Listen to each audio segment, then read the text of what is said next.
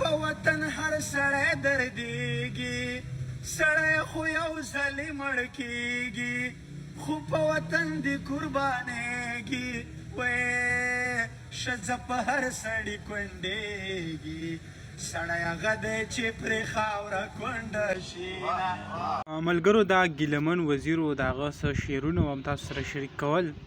خو نن به درسره لږه خبره وکړم د هغې د جیل په حوالې سره چې په جیل کې پې کم تکلیف هغه تیر شوي دي. ګیلمن وزیر یو انټرویو ورکړی دی او په هغې کې وایي چې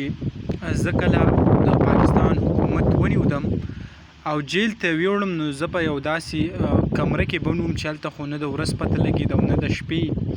او سزا به یې ماله داسې راکوله چې دا بوټان نه دي د عام کسان چې پخپوکۍ په دې کې به یې میخونه ورکړي وو او په هغو باندې به یې وایي زه وهلم. بل انټرویو کې دا وایي چې زه به کېناستو ته هم نه پرېښودم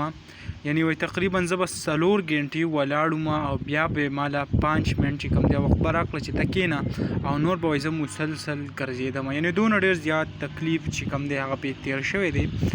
نن چې کوم دی هغه مړ دی ټول پښتانه ټول خلک چې پسې خفه دي نو د هغې شاته هم دا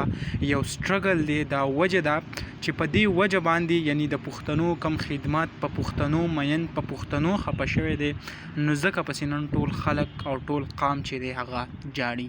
دغه لنډه شان ویډیو و دغه کومه یو ویډیو به راغلو ما غوښته تاسو سره هغه شریک کړم انشاءالله بله ویډیو کې به ملاویږو. الله حافظ.